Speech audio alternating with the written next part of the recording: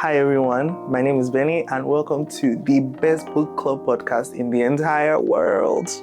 And this is April 2026 and our book of the month is I Cry at the Feet of My Other Body and Other Stories by the wonderfully incomparable Mustapha Enesi. I'm so happy that you are here. It's about to be a great time, a great chat. Don't forget, press like, subscribe, and share this video.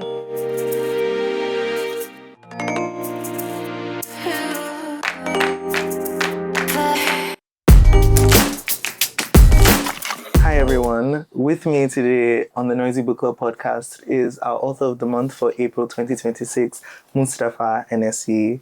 So nice to have you on the Book Club podcast. How are you feeling today? I feel excited, yeah, and I'm so glad to be here. I'm so glad that you are here too, because the funny thing is usually I read the book the month of, right? So as the month is starting, I read the book of the month that month, first week, and then second, third week, we talk to the author of the month.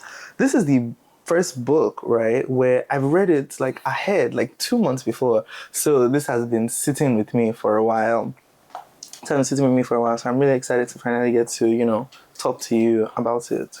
I think my first question, right, is very different from the usual first questions that I ask the authors. And I say that because I want to know something. Who exactly is Mustapha Enesi, right? Obviously, we could talk about the bio, we could talk about, all those things. But within yourself, who is Mustapha Enesi? Wow, that's a tricky question. I would say in a sentence, the Mustapha Enesi is human. Okay.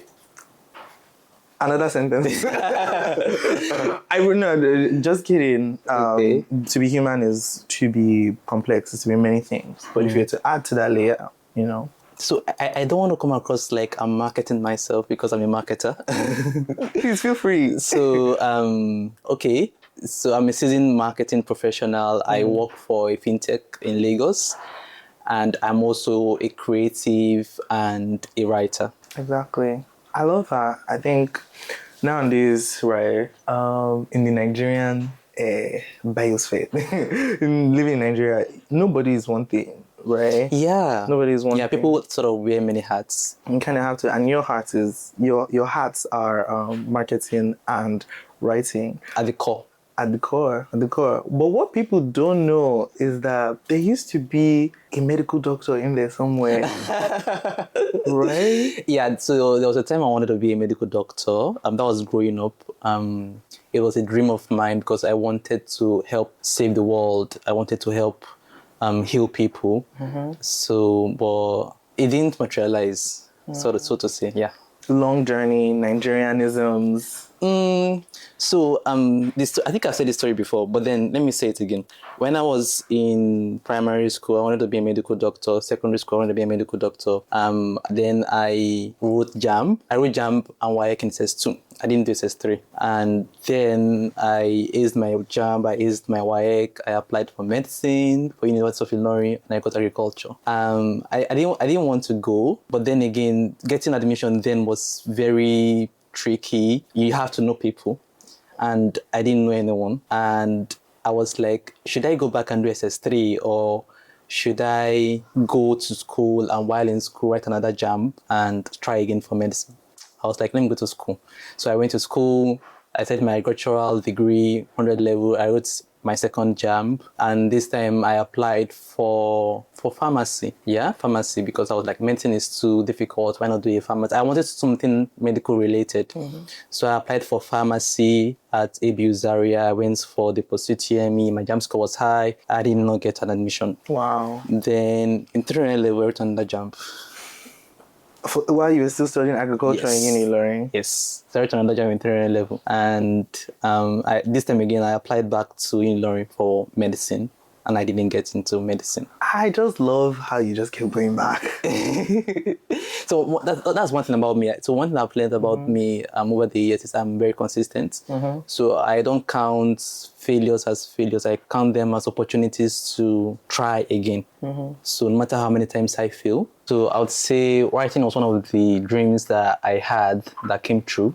And as a result, over the years, it has helped me sort of create like a career for myself, and I can say it's been successful. Yeah, that's.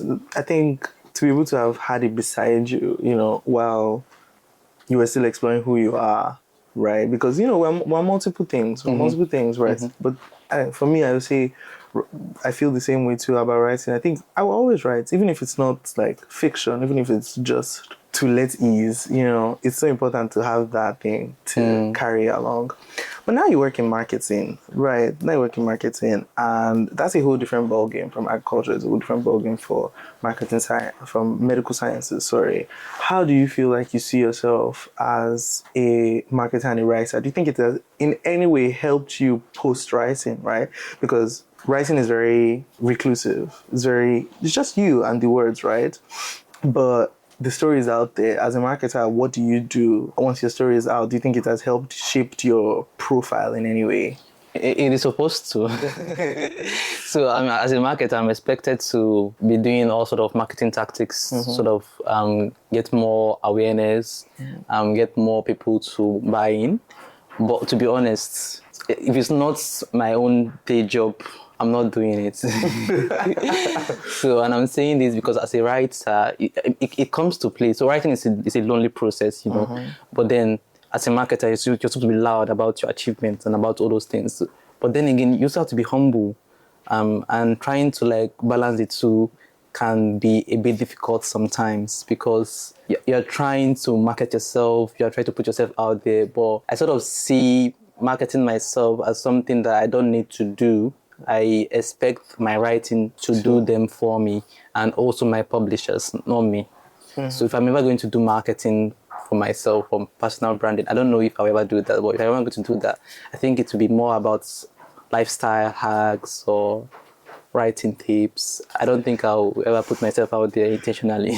In terms of writing? Yes. Well, so you don't whisper into your publisher's ear and be like, well, I think we could do this. Oh, I do that. I actually do that. I do that because one thing I know we did was before my book came out, we had a meeting where I sort of like gave them tips on, oh, let's do this, let's do this campaign, and I still do that sometimes. Yes, but some campaign that I sort of know about, like, okay, oh, it's December, let's do a discount. So yeah, I do that, but I won't intentionally do that by myself. So yes. Okay, you want it because you already do marketing every day. So like, even when it comes to, I don't know, I feel like more publishers would kill for authors that were in marketing, because to be able to, authors are they're very introverted, very quiet, right? But I'm glad that you did. It wasn't all just silence, right? It's very good. It's very good. I think, yes, your writing is spectacular. And I mean that. I really do mean that. His writing is so spectacular. But I remember there was a quote I read on a crazy place on LinkedIn.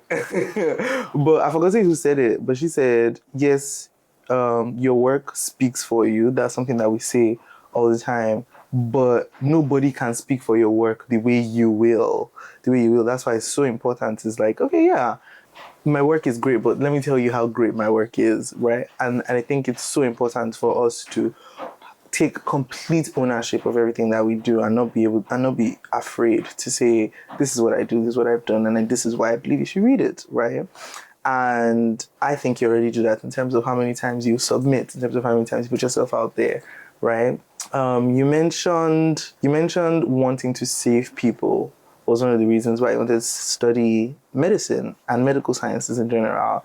Do you in any way feel like your writing can and has saved people? Not in the sense of actively saving people, but I would say that I believe my writing can save people in the sense that I believe as writers, we are advocates and our voice is important, right? So if you can write about social issues and how just shed light on what is happening in society and how people can sort of like relate and engage with it, that is part of saving lives, right? So for me, in this book, what you'll see is me writing about women who are trying to emancipate themselves from the patriarchy.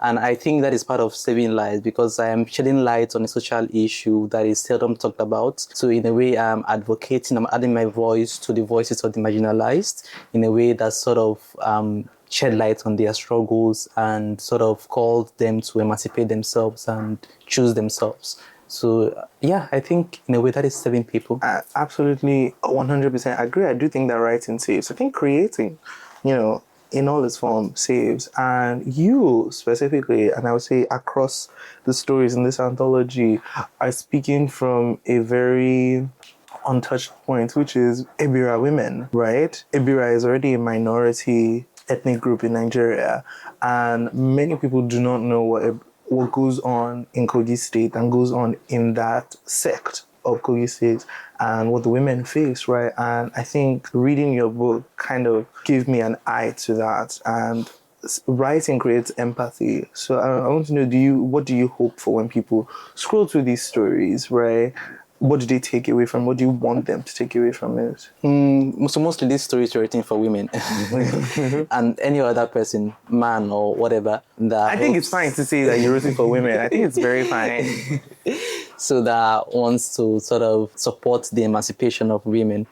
So what I hope people take away from it is to believe that women are powerful and that they can save themselves, that they don't need to wait for their Prince Charming or some other form of power organization to come save them. And then I also want people to take away the fact that, mostly women, right? So to take away the fact that they can be wherever they want to be in the world. The world can expand and accommodate whoever they want to become in the world. They don't need to pander towards societal expectations for them to be who they want to be. I think that's what I want people to take away from the book. It's loaded. So, I need to tell me, what is one of your favorite stories in this collection, right? I know they're all your babies. They're all your children. You don't have every writer loves to say that. But like I was saying, question, which story do you think really encapsulates that ideal that you just mentioned? So a lot of stories are coming to my head. But I'm going to talk about the story that sort of broke me the most. And that is Safety Pins Are Good Omens. Because at the end of the story, years after writing the story, I thought about it and I saw myself crying one day. Such a moving story, and it even like the fact that you have written this story. It has left you. It's no longer just yours, right? Because it's out in the world, but you still think about it and you think about it with such reverie, right? So for context, like there is a cultural mythology, right? That if you wear safety pins, most women, they wear safety pins on their clothes, right? And it kind of protects them when they go outside, right? And here it is used in the context of a woman who gets pregnant and she puts safety pins on her scarf and on her clothing to kind of protect her and the baby. But does it? So why that story? Like, tell us more about your connection to safety pins. So, it broke me the most because of the trauma in the story. So basically, in the story, it's about a woman who has been miscarrying every year for 7 years. And spoiler alert, finally, when she finally had a baby that she wanted to have, rather, the baby came out as a stillborn. So it's painful when I go back to the story and think about what the story entails and the kind of trauma it sort of like gives someone. So I think it's very difficult for a woman to undergo miscarriage. And that's a really difficult thing. But then it's more difficult for the woman to undergo miscarriages every year for 7 years. And then it's now more difficult when the baby that she finally wanted to have comes out as a stillborn. So I think it's a lot of pain that the woman is carrying. And when I think about it, I think about how it is so painful and how, as a woman, I can't imagine what she has went through or what she has gone through. But then again, at the end of the day, she was able to emancipate herself to say that this act of giving birth is beyond who I am. This act of motherhood is beyond who I am. So I'm letting go of that act. I'm letting go of that power. I am freeing myself from the shackles of motherhood. And that is so powerful because we live in a society where women are told that the height of everything that they are to achieve is to be a mother, right? It's to have 1, 2, 3, 20 children, right? But we are so dynamic. There are 4.5 billion women in the world. They cannot all be the same. All bodies are different. Some bodies just don't hold children, right? But then they bitter and batter themselves into housing housing a child, right? Or they go and then they pay women, other women, disenfranchised women to carry their babies for them, all in a chase to achieve that summit of motherhood. And it just psychologically, in my opinion, and from what I've actually seen, I think it just psychologically like breaks people, right? Breaks women specifically, right? Because you now tell yourself that, especially if you are quote unquote barren, because that's the word, barren is a slur. Yeah. Like it is a slur. Yeah. If you are quote unquote barren, you are now not woman enough. Yeah. And it's just so unfair. And that's why your stories are so important, because these women, right, even though they go through the saddest, worst things, married off, molested, right, are told that they should drink certain kinds of milk, which is a very touchy subject apparently, right? Are told that they should do this and that and that. They find themselves being like, well, do I have to? Because look at what I've done. Look at what I've done. Look at what I've been through. Do I really have to? And now I want to know, where did this desire for consistently telling stories about women who will emancipate themselves, where did it come from? Where did it stem from for you? Yeah, like I said, most of my stories are from secondary experiences. So growing up, the first feminist I know is my mom, and I grew up with her mostly, so I sort of watched how she emancipated herself against the patriarchy, how she gathered all the things that she owned today from her own struggles. I remember her telling us stories of when she was young. She was the first woman in her family and in the neighborhood to ride a bicycle, and men would like stand and then relate at her and flay their arms at her and sort of like praise her. Then she learned how to ride a motorcycle. Then she became the first woman in her family to get her own car. So all these achievements were something that I heard in stories or I experienced as she was experiencing them. Then also my sisters, I grew up with them. I sort of saw how they fought their way through the patriarchy that was like a cankerworm, in Ibira community. So I told myself that I wanted to write stories that sort of speaks to that. So I've witnessed how my mom became the first feminist that I know. I've witnessed how the women in my life sort of fight their way and sort of give themselves the kind of lives that they want. So I wanted to write stories about women that are doing that in society, but not just within my locality, but also that can speak to other women around the world. And I think you're doing a really good job. There's a reason why Safety Pins Are Good Women won the Awele Creative Trust Award, because it's just really so moving. And Kisandu won the KNL prize, which was a long list and then a short list, and then ended up being the winner. Somebody told me somewhere that you have an affinity for celebrating with chicken and chips. So what I was in is, when this got published, did you buy chicken and chips? No, I didn't. Yeah, but do you celebrate? Would you say you're somebody who is into celebrating wins? Yeah, I do. I celebrate wins a lot because I feel like life is too short, and when you win, when you have achieved something, you have to celebrate them. So things that are worth achieving are worth celebrating. So the reward for good work. Tell your bosses today that the reward for good work is not more work; it's celebration. Yeah. But back to the stories now. I want to go back to you talking about, your community and writing stories about, women who have been emancipated from a culture that probably doesn't favor them. And I want to reference the story Naked. Naked, we see a young girl whose mother is indisposed, right? And her father has a second wife, and she sees something happen between that second wife and a lover, right? That is not her father. And it kind of creates tension between her and her stepmom. And her stepmom kind of starts to lead her, this very young girl, convince her father to take her away from the house and marry her off, right? Marry, sell off. It's very ambiguous, right? Because there's a, sorry to say, pimp. There's basically like a community pimp who targets young girls, right, in the community and takes them away from their family, gives the family money for taking them away, and we do not exactly know what happens to these girls, right? Whether they go off to somebody's houses, whether they get married off to really old men, right? And these are true stories. So I want to know, writing a story like that where she bares herself, removes her hijab, right, in front of her father, and is basically begging that, like, this woman just hates me and I do not want to go, I do not want to be sold off. There's more to me, right?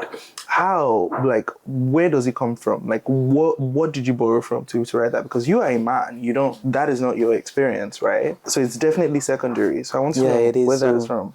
Back home, so the story of Naked came to me when I witnessed one of my neighbors sort of bring a young Hausa girl into her house to become a house girl. And I wanted to know the story of this girl, how she came to be, because I didn't like how she was being treated and she couldn't speak English. So it was just Hausa. So, and my neighbor would not put her in school. So I wanted to know what is her backstory, what is her story. So I later learned that this girl was transported from her family somewhere in the northern states to Kogi State to become a house girl, and in return, they pay the family some monthly stipend. So in trying to learn her story, I sort of created a backstory for her, and that was where Naked came from. Oh, did you ever share the story with the girl? Of course not. No, because number one is the language barrier. Then number two, she was a very young girl, so I mean, nah. This question I want to ask is more of like a not personal, but like, so what was it like sourcing the information? There's a language barrier, so you couldn't speak to her, right? Yeah. So then how did you get the information? It was more like very coded question asked my neighbor. Okay. Like, where did she come from?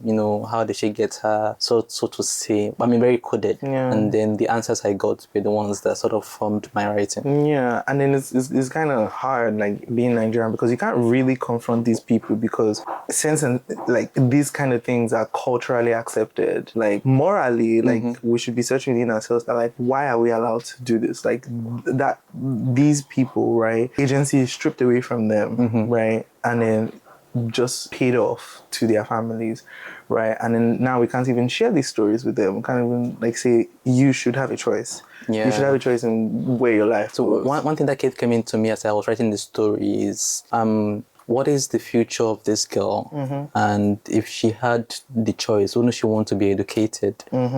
And beyond that, like, what kind of life has she left behind? So these are the questions that kind of came to me as I was writing the story. What kind of life has she left behind? What kind of life does she aspire to? Does she even have aspirations at all? So these are the questions that I was asking myself as I was writing the story. Wow, this is so wonderful. Because now I think about it and I think of the ending of Naked, right? And I think of how she goes, she's her hair is in the wind and everything, and then she goes back into her hut with her mom, right? And she's gathering everything to go, and then she just kind of sits down and she's like, how will I run with all of this? Little things. Yeah, how will I run? And to me, it feels so bad, but I know that you didn't continue it there. It's such a poignant ending. But to me, I was just like, I think she left everything and left. And, right? Which is funny, like, saying it in that way. But it's like, how I saw it was that she came to the realization that, yeah, these are things that she loves. This is a person that she loves. But like the conversation we're having off camera, to be able to find love externally, you have to love yourself. And for me, I just kind of like made my own extended ending for her. And I was like, girl, you left her and you left for yourself, for you. Right? And I just wish more people can read that. More people who are in those situations can read that, because that's true emancipation. Like, to be able to see yourself in something and to be able to say, okay, I'm gonna remove myself from this. I have the power, I have agency, I have choice, right? Now moving on to another story is the Ministry of Happiness. And this is one of the more, I would say, happier-ish stories here, because there is love, the people, like, the conflict is more maternal and daughter, like mother and daughter, I mean, right? The whims of growing up as a teenager and wanting to, emancipate yourself from your mother's watchful eye. But what I do want to know is, what did it feel like to be able to write women that had nothing to do, right, with the patriarchy? Because in this land, Kuwait, the patriarchy doesn't exist, right? it's just women, and women are sufficient for themselves, and they also love themselves. And I want to know, what was it like writing Pamela and Immaculate? What was it like writing this mother who happenstanced upon a child and then found love in this girl? And I was like, my entire life's goal right now is just to make sure that you are all right. So let me say that at the Ministry of Finance, it was one of the hardest stories I've ever had to write. It was very difficult. I had so many drafts. But then secondly, the story came to me when I wanted to create a world where men do not exist. That was like the idea. Write a story where men do not exist. So, and one of the questions that came to me is, that kind of world, what does it look like? Is it a world where then women then take from women? In the absence of men taking from women, so the women now then take from women. I have to quote this. So sorry, but I have to quote this. Oh my God. Where is it?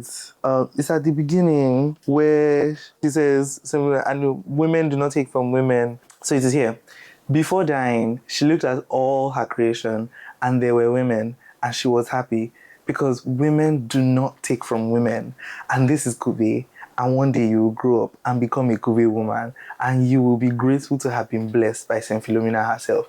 Just insane writing. And it's just, that is such a powerful line, right? Because in a world where it is people who are alike, people who are fundamentally the same, right? Will they then take from the way because we live in a dog-eat-dog world. Yeah. All the women in Kobe, they don't necessarily live in that dog-eat-dog world, right? Yeah. So yeah. So then you now notice that in the course of the story, this is another character, very interesting character, Mary. Mary and Pamela, and Mary's relationship with Pamela was not exactly smooth. So in a way, she was sort of taken from Pamela because she wasn't giving her the right life that a woman deserves in a woman only world. Then, as the story moves on, you also know that sister, what's her name again? Sister. The mom. Not Philomena, yeah. No, not Philomena. I can't remember the name. Sister Felicia. Yeah, Sister Felicia. So Sister Felicia's love was sort of like suffocating. Sort of like it was suffocating Immaculate. That Immaculate had to run away from her to sort of find agency for herself. But at the end of the day, the love she had with Pamela was such a way that it was taken from her, because Pamela then had more agency. She had a more life, and then Immaculate had to be like a housewife, so to say, in a woman on the world. So it was eye-opening to write such a story. It was exhilarating to have come up with such a world and create a world like that. And at the end of the story, I wanted it to have a happy ending in a way where she herself, Immaculate, also creates for herself agency and choose herself and sort of make the world better. But was that happy? You don't think it was happy ending? She killed herself. She didn't kill herself. She didn't kill herself. Okay, she gave herself to the land. Sacrificed herself. She sacrificed herself. Please, what are we saying here? Okay. Semantics. I don't think it's a sad story, but I wouldn't call it a happy story either, right? I'm sorry. I know this is your story. Let me know. No, I mean, it's fine if you say it's not a happy story, but I think it had a happy ending. Where she gave herself to Ihima, and Ihima became a fruitful place because it was very dark and grey. But then she saw that like she was made to make this place better, right? So yeah, it is happy for the people of Ihima.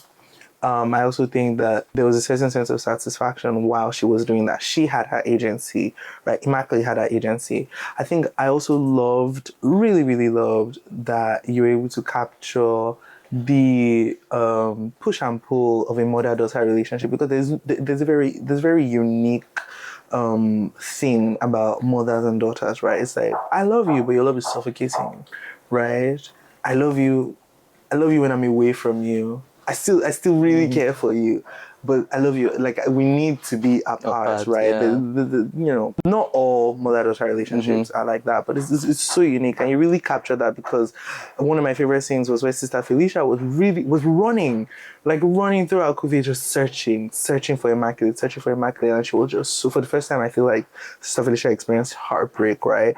because her daughter just wanted to be herself, right? And it's just really wonderful stories. To another fun story. Oh my God, I keep on forgetting the name of Mrs. Silifa's story. One good thing. One good thing. How did it feel writing a woman who freed herself from the shackles of an incompetent man, right? And I described this in the office as she had a little boy toy. She had a little boy toy, for the fun nights, right? How did it feel to be able to write, an older woman who was sexual, right? Because we one thing I'm grateful for, right, in African romance is that there are a lot of stories now about women who enjoy sex and are not like forced into having sex, but like are actually enjoying sex. This was the first African story by an African author that I read where it was an older woman who enjoyed being, who enjoyed pleasure and wasn't shying away from it. So how, what was that, writing that like? Did you have to speak to people? Or you just, I did not have to speak to anyone. Yeah, I did not have to speak to anyone. And so writing this story, I wanted to write a story that sort of stayed with people long after they were done reading. So I sort of already tried to do that with all of my stories. But this one was particularly special to me. So and I was like, I had just finished reading Yewonle's 1,000 Years of Good Prayers. So, and the short story collection. Yes. So, and from that story, I wanted to write something that sort of like have anecdote. Like when you say one good thing, what does it mean? What does one good thing mean? What does one good thing mean? And it could be sex. It could be finding a child long after you've not been able to have a child. So it could be joining a protest, like finally finding meaning amongst people around you. So yes, there was so many things it could have been within the story.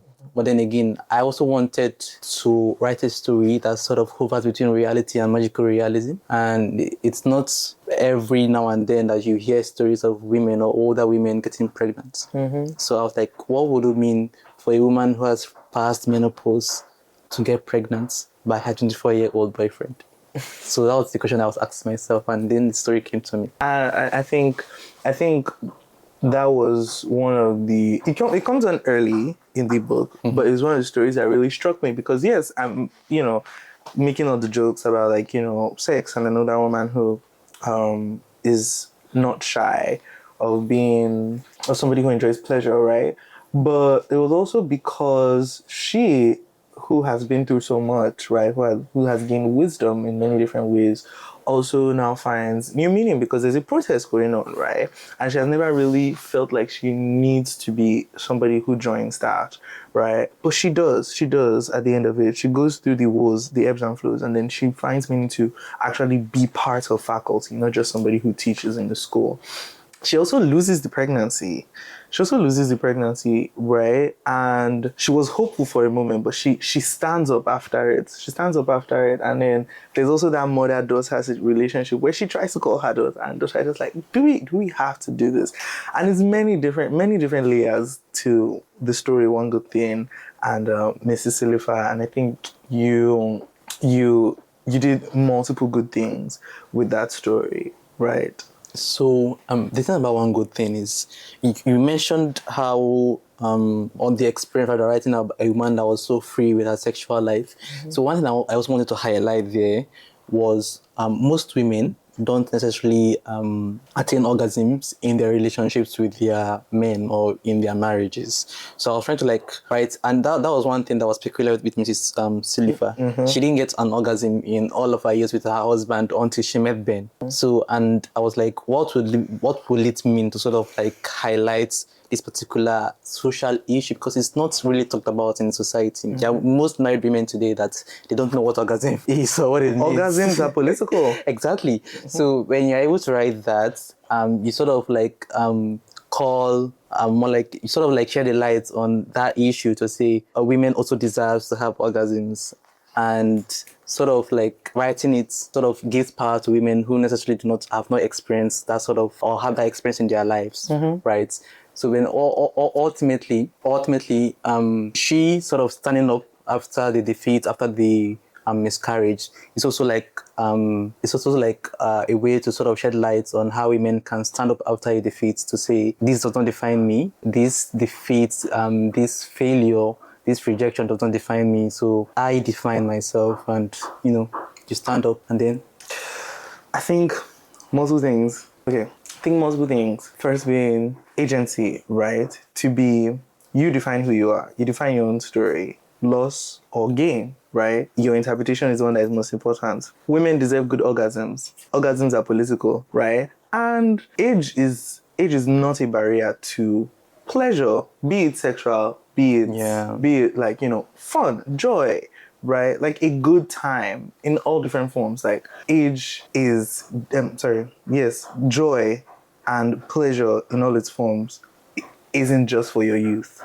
And meaning, like join something that has meaning, right? Because when her daughter ignored her, she was just like, well, I'm going to stand up. She's going to stand up. There's a world outside of me. There's a world outside of my family too, because even women, they're supposed to be the ones to cater for the entire family, even as they grow. There's a whole life that they live outside of their children too. And they're deserving of that choice to be able to, feel free and not feel guilty to be able to go and live, to just live, right? And I could talk about all the stories, right? Talk about so many of the stories in here.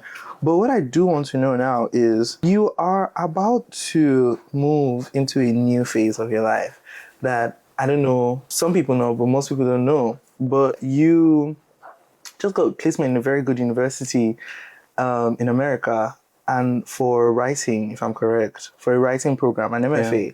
How does it feel to know that like your entire practice has brought you to this moment where you will be there? So that's a tough one. So I wouldn't, if I had known that I would get into a program this year, perhaps I wouldn't have published my book. Okay. I want to know why. So I would have just held back a little, just to learn one or two things before publishing. But then it's also a good thing because now I'm going there as a published author. So it means I have experience within the publishing industry, and it could help my future publications. So how does that change things for me? I think it does a lot of things because now with this master's program, it sort of opens me to a new network of individuals, not just within Africa or Nigeria, but then globally. So, and that's something I'm actually really looking forward to. I can't wait for it to begin. Yes, I'm just like pushing through the end of my months here, but I'm really excited about the opportunity, and I can't wait for how things unfold. Yeah, congratulations, by the way. Thank you. And what a wonderful collection of short stories. I think my final question would be in terms of, you had these stories scattered around from Ishele to J-Lit, multiple stories scattered around different magazines and publications. How did you feel to be able to pick and choose what made it into I Cry at the Feet of My Other Body? And why those stories? Why did each of these stories make the final cut? So number one, I was very intentional with the stories that made the cut. Number two, I wanted the stories that made the cut to be stories that sort of stay with the reader long after they are done reading. Number three is, most of those stories are stories that one prize is like one good thing. Like Kiss and Do, 60 Pieces are Good Omens, Then number four, there are also stories that sort of talk about the emancipation of women or the marginalization of women in the society. So those are the things that I sort of had in mind while I was picking the stories that made the cut. And lastly, each of the stories that I picked were intentional in the way that they were arranged. The through line. Yeah. So you were very intentional in the way they were arranged. So I wanted a story. Some stories are long, so in between there should be short stories that sort of like break the length of time you spend so far, so that you don't feel overwhelmed with reading the entire collection. I think that's one of my favorite things about anthologies. They are just they're so dynamic, and I love the intention that goes into like really picking. Like it's almost like an art exhibition in a say, and this is the gallery. Yeah. Yeah. Right. That is how I would describe it. And I have to like just quickly talk about the titular story, I Cry the Feet of My Other Body. I think it is the most, like I said this to you before, that you do a good job of blending, of writing grounded fiction, real contemporary fiction, right, in a way that is very mystical, in a way that feels akin to speculative fiction, right? But a story like I Cry at the Feet of My Other Body itself kind of like just goes on into that foray full fold, right? It doesn't meander, it doesn't mask. Right from the beginning. Yeah, it doesn't mask itself as something contemporary, right? And we see this woman who takes from her ward, to give to other women, right? And there's a woman that wants a boy child, right? So she takes from her daughter, this, woman that has a connection to the spiritual, takes from her daughter and gives and molds a child for this woman. And the woman just keeps coming back, give me this, give me more, give me more. She keeps on taking, keeps on taking, keeps on taking. And women just give and give and give, right? That's what I got from the story. And she's like, women just give so much. And even when the woman left, in the sense that the child was no longer fit for her, didn't fit what she desired, there was the daughter who had been taken from, that ends up caring for this thing, this thing that was born of her. And in it, she says, I cried, and I cry at the feet of my other body. Yeah. And I just remember reading that. I was in Boston Balindi, and I was just like, damn it. That was when I slid into Mustapha's DM, and I was like, wow, you are wonderful. I just want to know, like, is my perception of where that story came from correct, or it's completely totally different? It's actually correct. I wanted to write about sacrifice and about how women sacrifice so much of themselves for people in their lives. So as a girl child, you're told to serve your father. When you become a woman, or a lady, you're being trained to serve your husband. When you become a mother, you have to like serve your child. So at every point of a woman's life, they're always sacrificing parts of themselves to make life better for people around them. So I wanted to write like from that perspective, and from the perspective of how women are also held to certain expectations. So remember how the woman sort of collected parts of very good women in society to make her daughter. So those are aspects, standards of beauty that women are being held to. So you're not this beautiful or this tall or this complexion, then you're not beautiful in the eyes of the society. So what does that mean in the story, and how do we sort of navigate that? Amazing. And I think it was navigated really poignantly because, like you said, collected so many different parts from the most like lauded women in the society, right? And still, like for other people, it will not be enough. Yeah. It just will not be enough. They will keep on coming back and be like, change this, give me this, change this, give me this, right? Your entire life is on the surgery table, right? And that's just what happens when we don't have empathy for each other. We don't see each other as we are, but we see each other as what we believe perfect is. And for some reason we do it to women more. We do it to women the most, right? And it's like, look this way, be a mother, but also be somebody who provides, right? Be somebody who's taking care, but also protect yourself because there's danger in the world. And just so much. And I think these 13 stories really encapsulate the dynamic complexity of womanhood, like I said. And what would you want to say to anybody who has read or wants to give this book a chance? All right. So I do hope you read my stories, and if you're here to pick up the book and read them, and whatever you take away from them is fine, but I hope you take away the fact that women are powerful and that women can be so much of themselves and they could be anything that they dream of being in the world. Thank you. Okay. Thank you all so much for tuning into this episode of the Noisy Book Club podcast. And you can join us physically at any of our meetings, right? So the description is in the box below. We meet on the last Saturday of every month on our island branch and on the third Saturday of every month on our mainland branch at Yaba. So come and join us, be a part of a wonderfully growing community that supports African literature. We have wine in our book club. We eat at the book club. We have a good time. And sometimes the authors even join us. Mustapha will be there for April. So don't dilly-dally. Join us because we want to see you soon.